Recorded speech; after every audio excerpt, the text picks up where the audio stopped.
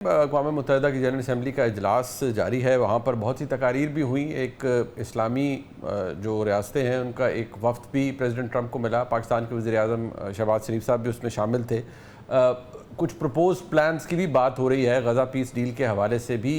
شاید اس وقت کہا جا رہا ہے کہ یہ کچھ چیز ایسی ہے جو ان موشن آ سکتی ہے، لیکن پریکٹیکلی کیا ہو سکتا ہے؟ اور اس وقت جو اسلامی ریاستیں جہاں پر موجود ہیں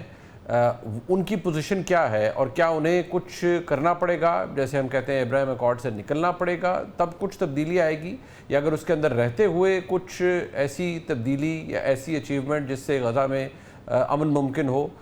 کسی پیس کیپنگ فورس کی بات کی جا رہی ہے، کیا یہ ممکن ہے یا نہیں ہے؟ یہ تقاریر سننے سے تو اندازہ نہیں ہوتا انلیس آپ کسی ایسی شخصیت سے بات کریں جو اس کے حوالے سے سمجھ رکھتی ہو۔ میرے ساتھ موجود ہیں فارمر امبیسڈر ہیں ڈاکٹر جمیل احمد خان صاحب۔ ڈاکٹر صاحب بہت شکریہ آپ کا۔ ڈاکٹر صاحب سب سے پہلے کیپنگ ان ویو جو پاکستان کی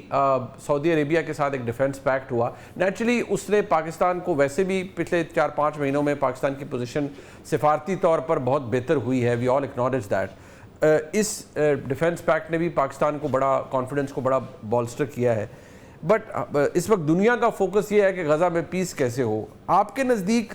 اس وقت کی ملاقات پریزیڈنٹ ٹرمپ سے، پاکستان کی اس کے اندر شمولیت، پاکستان کے وزیر اعظم کا وہاں پر ہونا، نیچرلی کوئی وے آؤٹ کیا ہے اگر ہم پہلے غزہ کے پرسپیکٹو میں بات کر لیں تو؟ جی، پہلے تو آپ نے پاکستان کی بات کی، یقیناً پاکستان کا آپ نے خود اپنے بیانیے میں بیان کر دیا کہ اس کا پروفائل بڑھ گیا، اس کا پروفائل شارٹ اپ کر گیا، خاص طور پہ مارکہ حق کے بعد، اور پاکستان نے جب ڈیفنس پیکٹ سائن کیا تو یہ اسی کا ایک تسلسل ہے کہ جو اب آ جاتے ہیں غزہ اور اس پیراہے میں کہ او آئی سی کی کوئی تقریباً 6 کے قریب ایمرجنسی سے 4 ایمرجنسی سیشن، باقی 2 ریگولر سیشن سربراہان کی ہو چکی ہیں، اور اس میں سب میں مذمت در مذمت پھر مذمت در مذمت، اس کے علاوہ کچھ نہیں ہو سکا۔ حالانکہ اس کے باوجود کہ ان کے اپنے چارٹر کے پیراگراف 7 میں دیا ہوا ہے کہ کلیکٹیو سیکیورٹی میکینزم کر سکتے ہیں۔ اب بات آ جاتی ہے ڈونلڈ ٹرمپ کی عرب سربراہان، جس میں ہمارے پرائم منسٹر بھی موجود تھے، اس کی میٹنگ میں باقی جو گفتگو ہوئی کہ جی جنگ کو بند ہونا چاہیے، وہ ڈونلڈ ٹرمپ نے اپنی تقریر میں بھی کہا یہ جنگ بند ہونا چاہیے بالکل، اور اس کا کوئی حل نکلنا چاہیے، اپنی تقریر میں کر دیا۔ تاریخ گواہ ہے کہ جب بھی اسرائیل اور فلسطین کی بات آئی ہے تو پھر اس وقت اسرائیل کے ٹرم پر تمام فیصلے ہوئے ہیں، اور یو ایس نے یعنی امریکہ نے اس کو ہمیشہ سپورٹ کیا، چاہے سیکورٹی کونسل میں کیا ہو یا بحری بیڑوں کے ذریعے کیا ہو، یا آپ کے لیے میں نے کیلکولیٹ کیا ہوا ہے کہ تقریباً 1 ملین پاؤنڈ بم اور بارود بھیجا گیا وہاں، اور اس کو وہاں برسایا گیا اس 360 اسکوائر کلومیٹر کے غزہ کی اس پٹی میں۔ اچھا، اب آ جاتے ہیں کہ اگر یہ تاریخ ہے کہ جب بھی کوئی فیصلہ ہوا، چاہے وہ 67 کی جنگ میں ہوا، جبکہ 242 سیکورٹی کونسل ریزولوشن اب بھی موجود ہے کہ اس کی امپلیمنٹیشن کے تحت اسرائیل 1967 کے بارڈرز پہ واپس چلی جائے، وہ تو آگے بڑھ رہی ہے۔ اسی طرح 1948 میں بھی جتنے بھی اب تک سیکورٹی کونسل کے ریزولوشن ہوئے ہیں پاس، گو کہ وہ چیپٹر 6 کے تحت ہوئے، کاش کے چیپٹر 7 کے تحت کیے جاتے، اور کچھ ہمت تھی نہیں۔ اب آ جاتے ہیں جو آپ نے سوال کے آخری حصے میں، آخری ٹکڑے میں آپ نے بات کی کہ آفٹر آل یہ جو عرب سربراہان کی میٹنگ بلائی گئی تھی، تو عرب سربراہان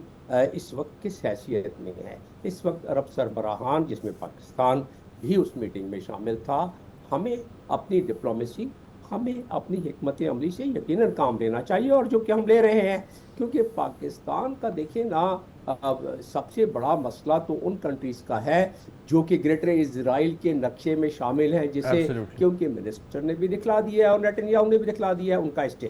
پاکستان کیونکہ ایک محرک ہے او آئی سی کا، اور پاکستان کیونکہ ایک ایسی قوت پہلے بھی تھا لیکن اب ریکگنائز ہو گیا اس سیکیورٹی پیکٹ کے بعد سعودی عربیہ کے ساتھ، اور مارکہ حق کے بعد، تو اس کے بعد اس کی افضلیت اور اہمیت بڑھ گئی ہے خطے میں ایک اسٹیبلائزر کے طور پر. اور یہی وجہ ہے کہ ڈونلڈ ٹرمپ ہمارے سپاہ سالار کو، فیلڈ مارشل کو بھی بلاتے ہیں، اور پھر اب بھی جو کل میٹنگ ہو رہی ہے اس میں ہمارے سپاہ سالار اور پرائم منسٹر جائیں گے. اب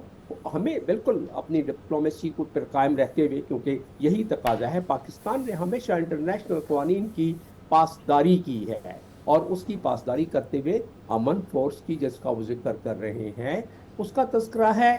دیکھیں نا، OIC چیپٹر 8 کے تحت یونائٹڈ نیشن کے چارٹر کے مطابق بنی ہے، اور OIC کے چارٹر میں تمام مضمرات ہیں، چاہے آپ اس کا آرٹیکل 18 پڑھ لیں فلسطین کے حوالے سے، یا آپ اس کی 16 نمبر پیراگراف پریمبل کا پڑھ لیں. آپ کو فلسطین کے بارے میں کیا کر سکتی ہے امہ اس میں دیا ہوا ہے. اس کے پیراہے میں پاکستان اگر امن فورس میں شامل ہوتا ہے تو بالکل اس کو لیڈ کرنا چاہیے، ہونا چاہیے وہاں. ڈاکٹر صاحب ایک چیز میں چاہوں گا ذرا اس پہ آپ ریفلیکٹ کیجیے گا، کیونکہ آپ کا پریکٹیکل ایکسپیرینس ہے، یو ہیو انٹریکٹڈ، آپ وہاں پر مڈل ایسٹ میں بھی رہے، آپ نے ایز این ایمبیسڈر بہت سی چیزوں کو قریب سے بھی دیکھا ہے. میں UNO میں بھی ایگزیکٹلی. تو میں چاہ رہا ہوں کہ ذرا آپ تھوڑی ایک جو پریکٹیکل چیز ہے ذرا وہ بتائیے کہ یہ باتیں تو ہم جس طرح آپ نے پہلے کہا کہ وہ فلانی جگہ اگر ہم ٹیکسٹ دیکھیں گے تو فلانی جگہ بھی لکھا ہوا ہے، فلانے آرٹیکل میں، فلانے پریمبل میں، لیکن knowing them since you have interacted with them، کیا with this expansion جو اسرائیل اور ہو رہا ہے، کیونکہ آپ نے دیکھی ہے انہوں نے تو ایک قسم کا وہ جو غزہ کی حالت ہے اس وقت، جس طرح آپ نے خود کیلکولیٹ کر کے بتایا کتنا انہوں نے بامبس پاؤنڈ کیے ہیں وہاں پر. اب ایشو یہ ہے کہ پریکٹیکلی یہ جو اسلامک امہ یا اسلامک ممالک جن کے ہم بات کر رہے ہیں، یہ تقاریر بھی بہت اچھی ہمیں لگتی ہیں، بڑی فینسی لگتی ہیں، لیکن کیا یہ واقعی کوئی ایسا سٹف سٹانس لے سکتے ہیں جو اسرائیل کو تھریٹن کرے، یا کم از کم امریکہ کو مجبور کرے کہ اس پہ کچھ کو ریوزٹ کیا جائے اپنی پوزیشن کو؟ جی، محسوس ہوتا ہے کہ امریکہ پر جو باٹم اپ پریشر ہے اس کی اپنی آبادی کا اور یورپین کنٹریز کا، جس میں درد دل رکھنے والے سمندروں کی طرح باہر نکلتے رہے ہیں. Floods of people have been coming out, agitating against what is happening in Gaza. تو جب اس کو دیکھ کے کچھ ضرور اثر پڑے گا، اور اس سے دیکھ کر جو اسرائیلی لابی وہاں کام کر رہی ہے کانگریس کے اوپر، جس کا انفلوئنس ہمیشہ رہا ہے، ایون بیلفور ڈیکلیریشن کی اگر بات کریں 1917 میں، تو وہ بھی اسی جوئش لابی کی وجہ سے لیٹر 67 الفاظ پر وہ لیٹر نکلا، اور دیکھیں کہ اس کے بعد وطن بنا جو انہوں نے کہا تھا، اور اب کیا ہو رہا ہے اس کا بنیاد وہیں سے رکھی گئی. تو آج بھی جو امریکہ میں لابی ہے، جس کو میں نہیں کہہ رہا، آپ جیفری سیک کی بات کر لیں، وہ ایک دفعہ نہیں 20 دفعہ کہہ چکا ہے. پروفیسر بیر شائمر جو کہ بہت بڑے پروفیسر ہیں، پولیٹیکل سائنٹسٹ ہیں، دنیا کے شکاگو میں پڑھاتے ہیں پروفیسر، وہ اپنی کتاب میں ثابت کر چکے ہیں. تو اس انفلوئنس کی وجہ سے اب یہ جو بیلنس کرنا ہے وہ ایون اسرائیلی لابی ابھی دیکھ رہی ہوگی کہ بالکل امریکہ بھی آئسولیٹ ہوتا جا رہا ہے. پوری دنیا 11 سیکورٹی کاؤنسل کے 14 ممبر ایک طرف اور ایک ممبر ایک طرف ہر دفعہ ویٹو کرتا جا رہا ہے امریکہ. اسی طریقے سے دنیا کے 145 ممالک اس کو تسلیم کرتے ہیں، وہ کہ اس کی لیگل ملٹی لیٹرل ویلیو نہیں ہے، لیکن بائی لیٹرل ویلیو تو ہے. آپ ان ممالک کو بھی دیکھ لیں، فرانس نے جو کل کیا ہے کہ اس نے ایکسیپٹ ریکگنائز کر لیا ہے، ٹھیک ہے، بڑی اچھی بات ہے. 145 ممالک نے ریکگنائز کر لیا، بہت اچھی بات ہے، لیکن اس کی ویلیو اتنی ہے کہ اگر ریکگنائز کرنے کے ساتھ ساتھ کچھ فلوٹیلا کے ساتھ کچھ اپنے بحری جہاز بھیج دیتے کہ بھائی یہ ضرور فلوٹیلا جو ابھی وہاں جس پر وہ